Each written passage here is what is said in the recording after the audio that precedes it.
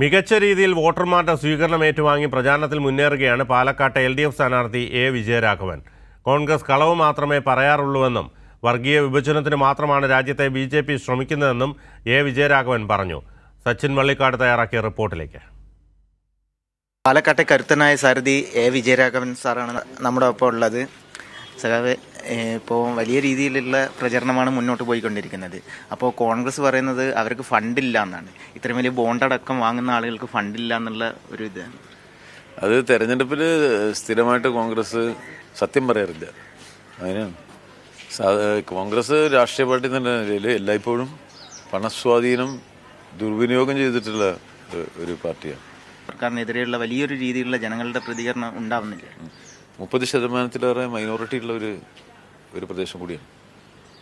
മതന്യൂനപക്ഷ ജനവിഭാഗങ്ങളുടെ മനസ്സിൽ തീ കോരിയിടുന്ന നടപടികളാണ് ഒന്നൊന്നായി ഈ BJP ഗവൺമെൻറ് സ്വീകരിച്ചിട്ടുള്ളത്. മുഖ്യമന്ത്രിയുടെ തെരഞ്ഞെടുപ്പ് പ്രചരണത്തിൻ്റെ ഭാഗം എന്നുള്ള നിലയിൽ നമ്മൾ നോക്കിയാൽ ഈ നരേന്ദ്രമോദിയുടെ തീവ്ര മതാധിഷ്ഠിത നിലപാടുകളിലേക്ക് കാര്യങ്ങൾ നീക്കിക്കൊണ്ടുവന്നതിന് എതിരായിട്ടുള്ള ഒരു ജാഗ്രതപ്പെടുത്തലുണ്ട്, ഒരു പ്രതിരോധമുണ്ട്. ആ ജാഗ്രതപ്പെടുത്തലിൻ്റെയും പ്രതിരോധത്തിൻ്റെയും ഏറ്റവും മുഴങ്ങുന്ന ശബ്ദം അത് കേരളത്തിൻ്റെയാണ്, കേരളത്തിൻ്റെ മുഖ്യമന്ത്രിയുടേതാണ്. അതൊക്കെ ജനങ്ങളിൽ വലിയ ആത്മവിശ്വാസം ഉണ്ടാക്കി.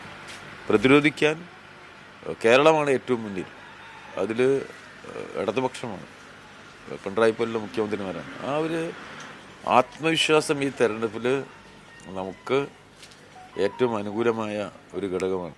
പ്രവർത്തന നൈരന്തര്യത്തിലൂടെ ജനങ്ങളെ ഒന്നിപ്പിച്ച് നമുക്ക് തോൽപ്പിക്കേണ്ടതുണ്ട് തീവ്രവർഗീയതയെ എന്ന പൊതുബോധ്യത്തിലേക്ക് കാര്യങ്ങൾ എത്തിക്കാൻ ആത്മവിശ്വാസം നൽകാനുള്ള ആത്മാർത്ഥമായ പരിശ്രമമാണ് ഇടതുപക്ഷം നടത്തുന്നത്. അത് ജനങ്ങൾ കൂടുതൽ മനസ്സിലാക്കിയിട്ടുണ്ട്. വലിയ രാഷ്ട്രീയവും അതുപോലെ തന്നെ വലിയ രീതിയിലുള്ള പിന്തുണയുമായിട്ടാണ് പാലക്കാട്ടെ LDF സ്ഥാനാർത്ഥി A. വിജയരാഘവൻ്റെ പ്രചരണം പുരോഗമിക്കുന്നത്. ക്യാമറാമാൻ മഹേഷ് പാലക്കാടിനൊപ്പം സച്ചിൻ വള്ളിക്കാട്, കൈരളി ന്യൂസ്.